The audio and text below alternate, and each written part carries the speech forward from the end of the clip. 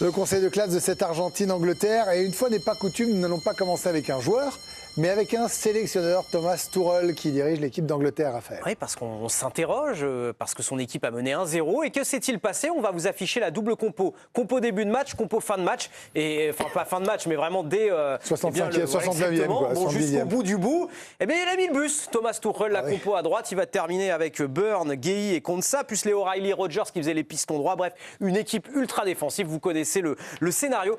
Thomas Tuchel, après la rencontre, il a été interrogé sur ses choix. Écoutez-le. On est très déçus. Le problème n'était pas la composition. Après avoir pris l'avantage, nous avons été trop passifs et décidé de passer à une défense à 5 parce qu'il y avait trop d'espace et l'Argentine gagnait tous ses duels aériens. C'est facile de dire que mes décisions sont mauvaises après que les choses ne se soient pas bien passées. Il y a 1 million de sélectionneurs après une défaite qui savent quoi faire de mieux. Mais la personne qui doit prendre les décisions, c'est moi. Je n'ai aucun regret. Nous avons joué l'un de nos meilleurs matchs, peut-être le meilleur. Il a raison, Thomas Tuchel, parce qu'il est critiqué, effectivement. C'est le principal fautif, en tout cas pour les supporters, pour la presse. Se pose maintenant la question de son maintien ou pas à la tête de la sélection. En tout cas, c'est sûr, il ne démissionnera pas. J'ai hâte d'être à l'Euro. J'ai un contrat jusqu'en 2028, même s'il est difficile de se projeter aussi loin pour l'instant. De toute façon, il ne leur fera pas cadeau, de manière très claire. Et après, il fait demi-finale, peut-être 3e, ou au pire 4e, souhaitons-lui, samedi soir. Vicage Dorasso, je viens vous voir, vous avez passé vos diplômes, vous êtes coach, voyez ça. Ça avait tenu contre le Mexique. Alors, évidemment, le Mexique, c'est moins talentueux que l'Argentine.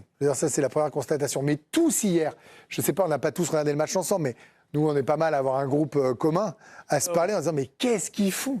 Pourquoi ils reculent autant? Quand on a vu Burn qui est rentré, on s'est dit, mais qu'est-ce qu'ils font? Est-ce que vous comprenez cette stratégie, finalement, où, au moindre but, c'est terminé?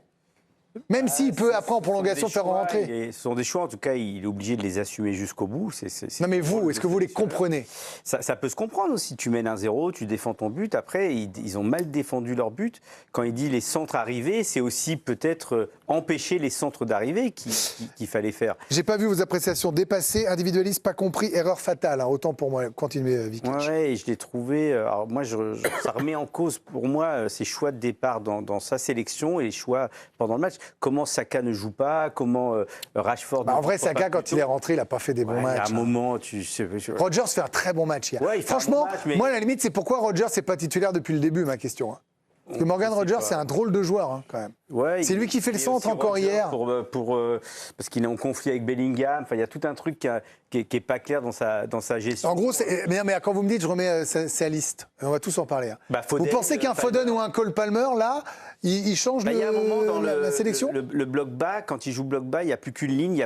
Normalement, il faut qu'il y ait quand même 2 lignes, la capacité à ressortir le ballon pour pouvoir éviter que ça revienne. Mais il l'a joué Jacquet sans Ginola Cantona. Voilà, et dans le bloc bas aussi, normalement, il doit empêcher les ballons d'arriver. Ou alors, si tu laisses les ballons arriver, il faut être capable d'aller à la tête. Donc il y a plein de choses qui vont pas dans son choix, même si ça se comprend de vouloir défendre un réseau. Est-ce qu'il est le fautif de la défaite d'hier? Ma question est simple. Moi, je pense que l'entraîneur, l'équipe gagne, et puis l'entraîneur, il participe grandement à la défaite. C'est à lui de. Je pense que je vois les choses comme ça. On gagne ensemble, et notamment les joueurs gagnent, et l'entraîneur, il perd, notamment quand il a fait des mauvais choix. En fait, là où je lui en veux, c'est qu'il a vu son équipe, et Harry Kane l'a très bien dit, à 60e, on a joué jusqu'à 60e, après on n'a peut-être plus les jambes, parce qu'on rappelle que les Anglais ont énormément joué, il y a eu des prolongations, etc. Et les Argentins ont joué plus, Charlotte? Sauf que, oui, mais bon, les Argentins, je sais pas, ils ont ils sont zinzin, ok, d'accord. Ils ont un truc en plus. Okay. Mais à un moment donné, les Anglais, ils ont été forts aussi tout au long de cette Coupe du Monde à mettre le bus. Les Argentins, c'est pas l'équipe qui va le plus vite, qui met le plus d'intensité dans ce qu'ils font. Donc oui, dans cette possession qui est intéressante, mais ils ont très très mal défendu. Et où j'ai mis dépassé, c'est que déjà, ces choix de compo du départ, je pense que c'est trop stéréotypé cette équipe des Anglais. Les 3 qui attaquent avec Bellingham qui essaie de faire le tampon et les autres servent qu'à défendre. Il manquait peut-être un peu un Phil Foden pour donner des ballons à Harry Kane. Il manque 5 minutes pour une Coupe du Monde, enfin 10 minutes, allez. Ouais, mais à un moment, finale. Oui, mais à un moment donné, c'est à lui de prendre les choix et d'avoir des idées aussi à un moment pour dire les gars, on bloque Messi, il est tout le temps sur ce côté droit, il fait il attend son ballon, et on fait des prises à 2. Il y a l'hydration break qui arrive à la 69e dans ces eaux-là avec Karim Benani, et ils avaient déjà commencé à reculer 4-5 minutes avant.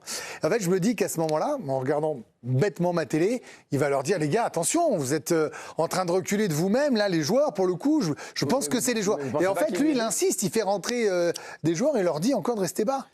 Ouais, mais je pense qu'il leur a dit. Ouais. Après, Non, mais voilà, je comprends que c'est lui. Je pense C'est ce que je dis, qu'il a c'est fait lui. ses changements trop tôt. Les changements défensifs, il les a fait trop tôt. C'est-à-dire qu'il a déjoué plutôt que de jouer. Tourelle, il a eu la peur de prendre ce but-là et il s'est dit, je mets le bus. Quand il fait jouer Burn, le défenseur qui fait 8 mètres. 2 mètres.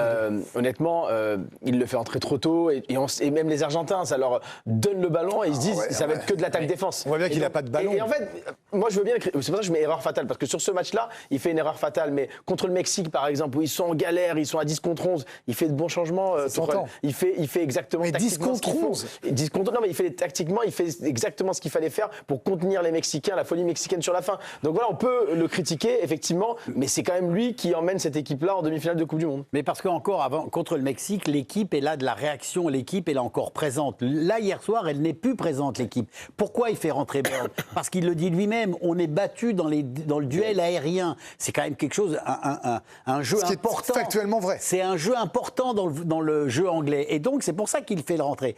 Moi, ce que j'ai pas compris, je suis pas trop d'accord avec vous. Je pense que sa composition d'équipe, elle est bonne. D'ailleurs, il a raison, il mène au score. Ils font un bon match. Ils jouent mieux que le quart de finale contre la Norvège. C'est bien, mais c'est tout d'un coup. Moi, ce que je ne comprends pas, c'est ces changements où il veut tout de suite se reculer derrière. Et après, ce qui est quand même le plus impressionnant, je ne sais pas si vous avez regardé, mais tu avais l'impression qu'ils étaient sur 10 mètres. C'est-à-dire pratiquement à l'intérieur de leur propre surface de réparation et 7-8 mètres un peu plus haut. Mais sans Ils étaient cuits. Non, mais sans véritablement défendre en plus. Bah il n'y oui, avait non, pas de pression. Moi, je pense que physiquement, ils étaient cuits. Et Tourelle, il s'est dit, mais en fait, Charlotte, je peux rien faire offensivement. Et Charlotte, tu sais bien, quand t'es cuite, mais t'es quand même en demi-finale de Coupe du Monde. Donc il y a quelque chose qui doit t'amener à te L'adrénaline surpasser. supplémentaire. Ah bah bien sûr que oui. Et là, il y a. Non, mais attends, je termine et je te laisse. Mais c'est que je voyais pas de pressing, je les voyais pas monter. Quand tu vois tu vois le but. Quand tu vois comment Bellingham, qui est pratiquement à la hauteur du point de pénalty, C'est un corner. il est obligé. Oui, mais il est à hauteur du point de pénalty. Tu vois l'effort qu'il fait pour essayer de contrer le ballon. Malheureusement, il n'y arrive pas, il est trop tard. Et regarde l'attitude des autres à côté. Il n'y en a pas un qui bouge. Il n'y en a pas un qui bouge. Il n'y a pas de pressing sur le porteur de la balle. Est-ce qu'ils étaient cramés? C'est possible. Non, mais Moi, d'accord, je vois que mais ça ça, ne t'empêche pas de faire les 3 pas qu'il faut. Mais en vrai, pardon, je reviens 2 secondes sur ce qu'il a dit. On peut en parler encore 2-3 minutes de Thomas Tuchel. Le match contre la Norvège était beaucoup moins bon que ce match contre l'Argentine. Moi, je trouve que pendant 1 heure, Ils sont super. ils jouent extrêmement. C'est leur meilleur match. Moi, les Anglais m'ont pas beaucoup emballé dans la compète. Leur match contre la Norvège était pas bon. Là, hier, c'est bien. C'est cohérent pendant 1 heure, non, Karim? Oui, et c'est pour ça que je dis que ces changements sont intervenus beaucoup trop tôt. Donc, est-ce qu'il a fait une bonne Coupe du Monde? Est-ce que les Anglais font une bonne Coupe du Monde? Parce Mais oui, qu'on on a beaucoup parlé de nous. Est-ce que les Anglais ont fait une bonne Coupe du Monde? Ils sont déçus, évidemment, parce qu'ils veulent aller au bout. Ils avaient l'équipe pour aller au bout. Honnêtement, l'Argentine, hier, à part sur les 15 dernières minutes, mais ils ne sont pas plus forts que les Anglais et les Argentins. Donc après, il n'y a que le résultat final qui compte, Donc, malheureusement. Donc non, ils font, au final...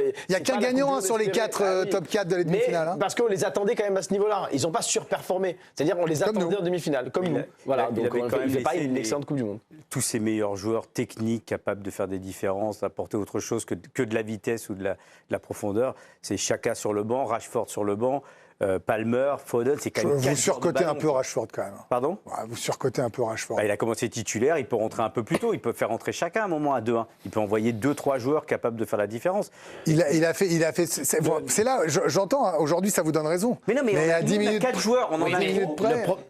Il en a 0 à l'arrivée. Nous, on avait 4 joueurs capables de faire des différences, des joueurs de football. Oui, mais les joueurs offensifs. Alors, on considère que Bellingham, bien sûr, est un joueur offensif. Bellingham, il peut jouer plus bas. Hein. Oui, mais Alors, je suis d'accord. il est Non, plus mais bas. moi, je trouve que et Rashford et Saka n'ont pas été au niveau de la Coupe du Monde. Et c'est certainement pour ça qu'il ne les fait pas jouer. Parce qu'il a un souci. Il n'y a pas de différences qui sont faites par les attaquants. Voilà pour Les l'Angleterre. Ah, pardon. Non, mais c'est bien. Non, mais Il n'y a je pas de termine différence juste. qui est faite par l'attaquant. Voilà. Et après Eh ben, il restait juste Bellingham et Kane qui n'ont pas non plus été hier soir. Eh ben, ça tombe bien parce qu'on en parle juste après. Mais pour moi, on va parler d'un petit joueur qui démarre. Je ne sais pas si vous avez déjà entendu parler de ce garçon, Léo Messi. Oh, il n'a pas marqué. Non, hier. nul. Bon, mais bon, c'est pas très grave.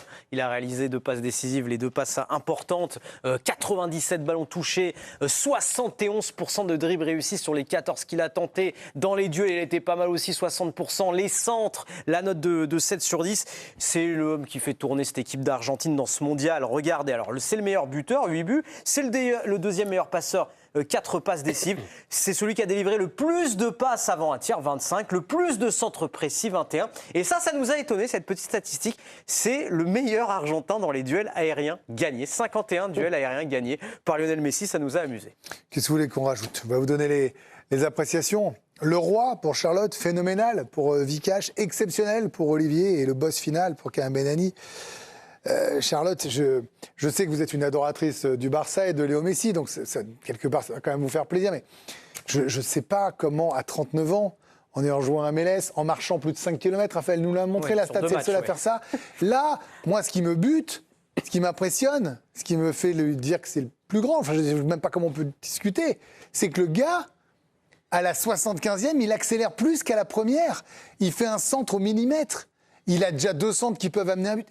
Mais comment c'est possible? Parce qu'il voit dans le futur. Il ne court pas au début du match, il ne court pas au milieu du match. Il sait qu'à chaque fois, à quel moment il peut aller presser à demi-teinte. Il le sait en fait. Tout ça, il sait exactement ce qui va se passer. Sa capacité, son intelligence de jeu, sa vision du jeu avec ses coéquipiers. Il sait très bien où se positionner. Et moi, où j'ai bien aimé à un moment donné, c'est qu'il est resté pendant 10 ou 15 minutes à droite pendant très très longtemps. Alors que d'habitude, il est un peu plus proche d'Alvarez, etc. Là, il s'est mis à droite pour dire va y avoir la guerre au milieu. Moi, je vais avoir un peu plus d'espace et je vais pouvoir peut-être un peu plus centrer que plutôt essayer d'être à la frappe. Là, il s'est vraiment mis dans le sens du collectif. Il s'est dit, moi, je peux peut-être pas faire la différence individuellement, mais par contre, dans mon jeu de passe, dans mon jeu de percussion, de provocation, il va pouvoir faire briller son équipe. Il vous épate encore? Ah non, mais moi, je trouve absolument exceptionnel. Et moi, je vous dis franchement, c'est pas 7 que j'aurais mis 9, tranquille. Quand tu vois ce qu'il fait déjà contre l'Égypte, il doit être visionnaire, je crois, quand même. Oui, tu as raison. Parce que quand tu vois ce qu'il fait contre l'Égypte, ce cadeau qu'il fait de l'extérieur du pied pour le premier but, le but phénoménal du deuxième. Et là, quand il est à la 75e, tu vois que chaque action dangereuse, c'est lui. Mais même le dribble au milieu de terrain. Chaque fois. Pied droit, pied gauche, passe, laser à 15 mètres. Elle est parfaite, en fait, c'est un billard. La façon dont il a, à 40 ans, la façon dont il a conservé le ballon, à conduire le ballon, à mettre systématiquement ses défenseurs qui doivent avoir une trouille. Mais c'est même pas possible, puisqu'en plus, il a la faculté à chaque fois de rentrer dans la surface de réparation, d'ose-t-elle pas. Et puis après, tu as le chef-d'œuvre, c'est l'accélération, ce centre du pied droit, qui est quand même un truc absolument merveilleux. Non mais en fait, il y a un truc avec les centres, Vikash Dorasso, parce que vous en avez mis des centres. C'est beau. Moi, il y a un truc qui m'impressionne, je ne sais même pas quel verbe ou adjectif utiliser, c'est que j'ai pas l'impression qu'il met dans le paquet, comme 99% des joueurs, il vise une zone, allez, maximum de 10 cm. Je dis pas qu'il vise la tête parfaite de Martinez. Il le voit, il sait qu'elle est là, mais qu'elle passe à ça au-dessus de Stone pour arriver sur sa tête, c'est que ça joue. Ils sont collés les deux. Il la met vraiment là. C'est magique en fait. Il a une main à la place des pieds. Il y a 2 mecs devant lui. Il vise une zone. Il accélère. Il sent que Martinez est là, et c'est surtout qu'en fait, il va pas pied gauche, il va pied droit, alors que on sait que son pied fort est le pied gauche. Moi, ce qui m'épate aussi, c'est sa patience. Il se fait oublier. Et puis, je me demandais comment il travaillait avec lui aussi. Je me disais, mais en fait, le ballon, parfois, il est complètement à gauche. Et lui, il est tellement désintéressé du ballon. Et pourtant, le ballon lui arrive à un moment, parce qu'il sait que ça va revenir. Mais les autres ne forcent pas non plus la passe. Donc, ils alternent, et puis à un moment, ça lui arrive. Donc voilà, Puis hier, il a fait vraiment des choses qu'il n'a pas fait pendant toute la Coupe du Monde. Il a éliminé au milieu du terrain. Il a pris des risques aussi sur des chevauchés qu'il n'avait pas tenté auparavant. Moi, j'ai longtemps repoussé cette échéance, honnêtement, hier soir, cette soirée, où pour moi, dans mon esprit, Maradona était au-dessus encore. Pelé, évidemment, j'ai pas vu jouer Pelé, Maradona un tout petit peu, mais pour moi, voilà, Maradona incarnait ce qui était le plus beau dans l'histoire du foot. Et sur cette Coupe du Monde-là, Messi a balayé tous les doutes que je pouvais encore avoir sur le boss final de ce jeu. En fait, hier, 39 ans, il fait ça face à Bellingham et Kane au milieu de terrain, le double contact. Là, c'est quand même deux des meilleurs joueurs de la planète. Il fait ça à 39 ans. Et en fait, on est obligé de le comparer. On est obligé de le comparer à Ronaldo parce qu'il a été comparé à Ronaldo, mais c'est incomparable. C'est-à-dire que, pourtant, moi, j'adore Cristiano Ronaldo, mais voir à quel Là, la Coupe du Monde fait qu'il passe devant sans discussion. Il arrive à encore éliminer des joueurs de très haut niveau, à être décisif dans les moments importants, à avoir tous les joueurs qui jouent pour lui, avec lui. Et en plus, là, hier, moi, ce qui m'a bluffé, c'est sa joie après les buts marqués par ses coéquipiers. C'est-à-dire qu'il n'a pas marqué hier, mais ses passes décisives, c'était comme des buts. Et c'est ça qui est assez hallucinant à son âge, après avoir connu autant de joie. Tout à fait. Être aussi heureux pour le but de ses amis, pour aller en finale de Coupe du Monde, c'est fabuleux. Tout à l'heure, dans le pourquoi, on reparlera de Messi. Hein. Yamal Messi, pourquoi c'est l'élève contre le maître. Et Raphaël vous montrera la cote du moment sur le Ballon d'Or. Allez, on va enchaîner avec Jude Bellingham. Jude Bellingham, oui. Alors, attends, parce que j'étais sur Harry Kane, c'est pas grave. Il est temps. Ah, vous voulez faire d'abord un nom, Jude Bellingham. C'est Bellingham. Moi, j'ai Bellingham. Bellingham, donc 0 tir cadré, c'est logique. Et on a fait, regarde la colonne de droite, sa moyenne habituellement sur un match de mondial. Donc là, il n'a pas trouvé de solution. D'habitude, il y a en moyenne 12 passes vers le dernier tir. Il n'y en a eu seulement que 4 et il n'a pas remporté la majorité de ses duels, loin de là comparé à d'habitude. Bon, il ne sera pas Ballon d'Or, alors qu'il aurait pu être dans la discussion, hein, franchement, avec ce qu'il a fait jusque-là. On ne va pas tout mettre sous le prisme du Ballon d'Or, mais franchement, il aura fait une bonne Coupe du Monde quand même, Vicage Dorasso. Moi, j'ai trouvé que par rapport à la saison difficile, au Real, on voit qu'il a encore beaucoup de talent. Même de leader, il s'est frité avec Tourelle. Qu'est-ce qu'on va retenir de son mondial ? C'est quand même un sacré joueur, quoi. Il envoie physiquement, c'est impressionnant, puis il a peur de rien. Mais quand il est plus haut, Vikash, non ? Toi qui as joué à ce poste. Ouais, moi je l'aime bien plus haut aussi. Je préfère plus haut. Tu vois, c'est la première saison au Real. Il m'avait impressionné parce qu'il n'y avait pas Mbappé. Il jouait plus haut, derrière l'attaquant. Là, sur la Coupe du Monde, il a joué quand même plus haut. Et moi, je l'aime moins quand il est plus bas, tu vois. Il vient de plus bas. Il percute, tu vois, son but contre la Norvège, c'est exceptionnel. Ouais, mais il vient de plus bas. Hein. Dortmund, plus bas, il y a Tchouaméni encore. Il était plus fort. À la caisse, il est Mais costaud. ouais, mais je trouve qu'on perd son abattage. Au milieu du terrain, capable de remonter les ballons, capable de travailler. Il a besoin de travailler, il a envie de travailler pour l'équipe. Voilà, moi je trouve que le fait que ça colle pas avec l'entraîneur, il y a un truc qui a pas marché, qui va pas. Ils sont peut-être pas compatibles, hein, c'est comme ça. Hein, et je pense que ça a pesé aussi notamment sur ce match-là, c'est sûr et certain. Et puis le manque de connexion avec Harry Kane, quoi. Ils jouent pas ensemble, quoi. Ça, c'est un vrai souci. Vous avez parlé de Bellingham tous les deux. On va pouvoir enchaîner avec Harry Kane. Harry Kane. Peu de ballons touchés, peu trouvé.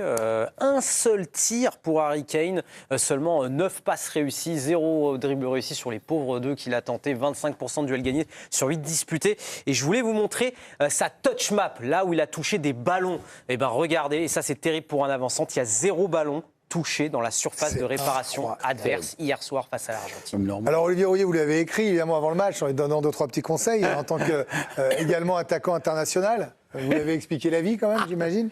Non. Non, mais là c'est terrible la stat que nous sort Raph sur aucun ballon. Est-ce que c'est sa faute ou c'est parce qu'il a aucun ballon ? Non, je sais pas. Moi, je le voyais toujours reculer. Décevant, recalé, discret, impuissant. Oui, mais reculer tout le temps. Alors, c'est vrai qu'on sait son importance dans le jeu, mais là, hier soir, je me rappelle qu'à un moment, je crois que c'est en deuxième période, il est pratiquement à la hauteur de à 30 mètres de son propre but. Il fait une ouverture sur le côté, mais tu as envie de te dire, mais qu'est-ce que tu fais là ? Il y a quelque chose qui ne va pas bien. C'est son jeu, tu sais, Olivier, il joue souvent. Il a toujours fait ça, même quand l'équipe est menée. Non, mais j'entends bien, ça, c'est pas le problème. Mais il l'a fait beaucoup trop hier soir.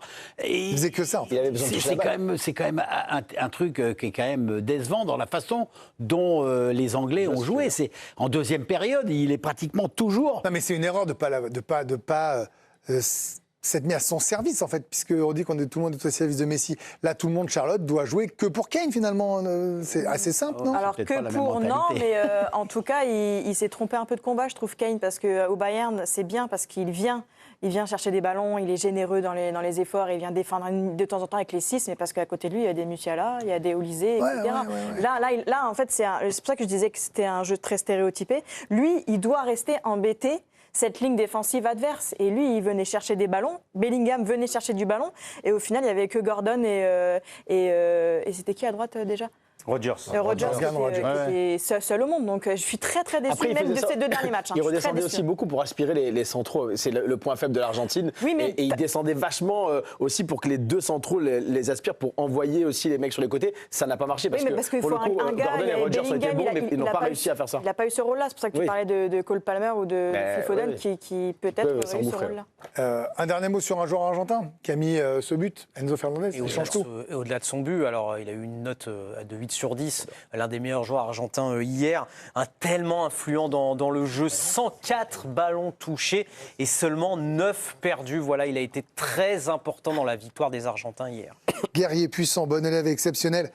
Il est beau son but. Hein. Ouais, Franchement, la Il a frappe. frappé plusieurs fois avant Ouais. et il a raté. Puis après, ça s'est un petit peu approché. Et puis, Ils ont mal défendu. Est-ce qu'ils ne sont pas assez vite montés sur lui, Bellingham et tous les autres? Est-ce qu'ils l'ont trop C'est léché? un corner Moi, oui. où ils sont mal placés. Ils sont à 2 sur Messi qui Exactement. décale. Et puis, tu as Bellingham qui réagit trop tard. Donc, Ouais, alors, faut C'est garder le les seul lignes. qui réagit. Vous savez, c'est le PSG doit casser sa tirelire, c'est ce mec-là. Honnêtement, au milieu de terrain, avec un joueur comme ça, vous je partez. suis pas pour sûr que 5 dans ans. l'état d'esprit, il soit, Peut-être, mais il soit dans le très talent, PSG dans compatible. le talent au milieu de terrain, parce qu'il n'y a pas que son Bah, but. tu dois en enlever, Il n'y a alors. pas que son but. Ouais, Ouais, mais quelques c'est petits extraordinaire. problèmes Honnêtement, ce qu'il extra-sportifs. arrive à faire, c'est au milieu de terrain, je vois pas meilleur que lui au monde. Hein. Bah, je trouve que Vitinha, il a une meilleure frappe. Ah, moi, que je le lui. trouve meilleur que Vitinha, Enzo Fernandez. Son Ah ouais implication, Ah, sa puissance. Vous au milieu de oubliez un terrain. peu vite peut-être les Non, 2 saisons mais sa quand même. Il fait une non, meilleure mais Coupe du sur sa Monde, c'est puissance, sûr. Sur sa puissance au milieu de terrain, son influence dans le jeu aussi. Ouais, et il joue à Chelsea, qui est une moins bonne équipe. Mais il surnage à Chelsea d'ailleurs. C'est un leader aussi dans l'âme, dans un Pour vestiaire. moi, après, j'ai un problème avec tout ce qu'il Moi a fait aussi, de manière extra-sportive, exactement, on est complètement qui fait que d'accord. j'arriverai pas à le juger Mais si on finalement comme un décolle joueur sa normal. personnalité Dire moi et les le chants joueur. racistes, tout ça, ça me Là, je on est peux pas, complètement en fait. d'accord. Donc, Mais parlons que du footballeur. Sur le footballeur, c'est un joueur extraordinaire. Franchement. Extraordinaire et en plus c'est vraiment un métronome. Puis il y a ça, puis dans la mentalité, dans le jeu, hein, dans la mentalité quand C'est vraiment l'adjoint de l'Argentin Messi. type. C'est l'adjoint de Ouais, Messi. complètement. Ah c'est clair. Quand Messi il a un peu C'est du le mal, on ne trouve vice-capitaine, pas les quoi. solutions, Hop, c'est c'est lui lui. qui prend un peu Ah, plus puis, la lumière et le qui leader, talent. remet de l'ordre. un peu comme Raphaël Sebaoun dans le DG, quoi. Bah vas-y, c'est le moment de vérifier tout ça. Voici le survivant.